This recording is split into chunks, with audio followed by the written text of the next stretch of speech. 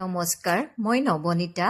আজি আহিছোঁ কাব্যিক লগা এটা গম্ভীৰ অনুষ্ঠানলৈ, য'ত অনামিকা বাইদেউ জীৱনৰ হাঁহি কান্দোনবোৰ, সুখ দুখবোৰ, অনুভৱবোৰ তেখেতে ভাষাৰে লিপিবদ্ধ কৰি উলিওৱা কাব্য সংকলন হাঁহি শিপাৰে উন্মোচনী অনুষ্ঠানলৈ। অনামিকা দত্ত শইকীয়া তেখেতে আজি এখন কিতাপ উন্মোচন কৰিবলৈ আগবাঢ়িছে। কিনো ক'ম, তেখেতৰ অনুভৱটোকে জানি লওঁ প্ৰথমে। নমস্কাৰ। আচলতে কবিতা লিখিম বুলি বহুত দিনৰ পৰা মনতে ভাবি আছিলোঁ। মই কিতাপ এখন উলিয়াম বুলি কেতিয়াও ভবা নাছিলোঁ। তথাপিতো গ্ৰন্থ এখন উলিওৱা অনুভৱটো খুবেই ভাল। সেইকাৰণে ভাবিলোঁ য'তে ত'তে লিখিত কবিতাবিলাক এটা গ্ৰন্থ আগত প্ৰকাশ কৰোঁ। আৰু কেতিয়াবা মোৰ আগলৈ নিজৰ ছোৱালীয়ে চাব, নাতি পুতিয়ে চাব, সেই বুলি অইন একো নাই। ঠিক তেনেকুৱা বিশেষ তেনেকুৱা গ্ৰন্থ নহয়। তথাপিতো মনৰ ভাষাতকৈ হ'লেও আপোনাৰ প্ৰথম গ্ৰন্থ যিহেতুকে আগলৈও আমি আপোনাৰ পৰা আশা কৰিম। এতিয়া বিশেষ নুসুধো, প্ৰগ্ৰেমটো হৈ যাওক, তাৰপিছত আমি আকৌ কথা পাতিম। সমাজখনৰ বাবে সমাজ সংস্কৃতি আধ্যাত্মিক ক্ষেত্ৰখনত অনিৰুদ্ধ সাধক কাম কৰি থকা এগৰাকী বৰেণ্য ব্যক্তি আৰু আমাৰ অভিভাৱক সমাজ জীৱনৰ কৰ্ণধাৰ শ্ৰীযুত কবিতামণি ডাঙৰীয়া আজিৰ এই ধুনীয়া অনুষ্ঠানটিৰ তেখেত মুখ্য অতিথি। সাংস্কৃতিক ৰাজধানী যোৰহাটৰ সাংস্কৃতিক মঞ্চখনৰ কাৰ্যকৰী সভাপতি আমি জয়জয়ন্তী আমাৰ মুখ্য অতিথিগৰাকীক আসনলৈ আহিবৰ বাবে অনুৰোধ কৰিছোঁ।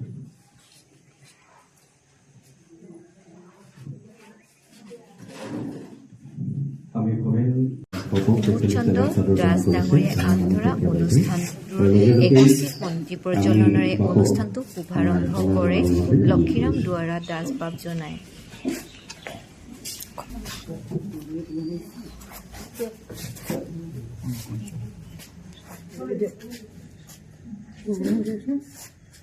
সকলোৱে উৰুলি দিব।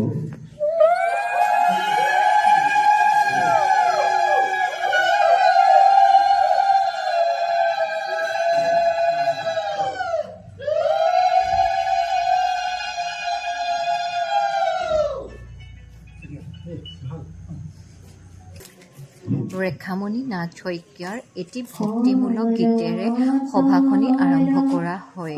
কেইবাজনো গণ্যমান্য ব্যক্তিৰ উপস্থিতিত শ্ৰদ্ধাৰ ৰমানন্দন বৰাদেৱ ডাঙৰীয়াই গ্ৰন্থখনৰ উন্মোচন কৰে।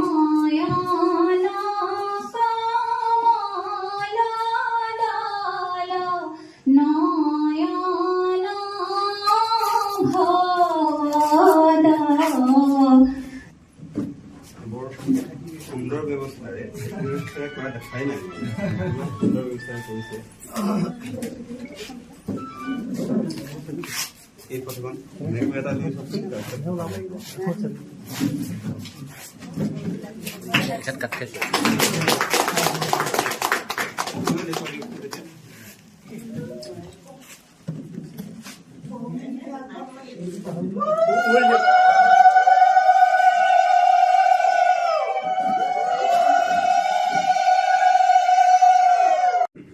তুমি অহাৰ কথা আছিল। সেইদিনা বৰষুণ জাকক কৈ থৈছিল ফাগুনৰ ধূলি বাটটো সেউজীয়া আৱৰণে ঢাকি ৰাখিবলৈ।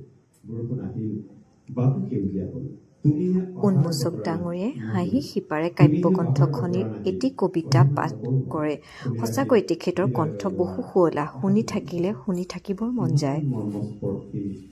ইমান গভীৰ অনুভৱ, বাইদেউৰ যিটো কাব্যিক অনুভৱ, এই অনুভৱে আমাৰ অন্তৰত চুই গৈছে। কাৰণ আপোনালোক নাথাকিলে এইসকল ব্যক্তিৰ যি সমাজ জীৱনৰ গুৰুত্ব আৰু মূল্য সেয়া যথাৰ্থতাৰ নিৰ্ণয় নহয়। আৰু সেইটো কাৰণে আপোনালোক নিৰ্ণায়ক, আপোনালোক সেইকাৰণে আপোনালোকক প্ৰথমেই শেষত কুমুদচন্দ্ৰ দাস ডাঙৰীয়াই শলাগৰ শৰাই আগবঢ়াই অনুষ্ঠানটো সামৰণি মাৰে। সঁচাকৈ এনেকুৱা এটা অনুষ্ঠানত উপস্থিত থাকিব পাই আনন্দিত হৈছোঁ। লগতে অনামিকা দত্ত শইকীয়া বাইদেউলৈ বহুত শুভেচ্ছা থাকিল। ভৱিষ্যতে যাতে তেওঁৰ পৰা আৰু এখনি গ্ৰন্থ উপহাৰ পাওঁ। আজি ব্লগটো চাই কেনেকুৱা পালে জনাব দেই।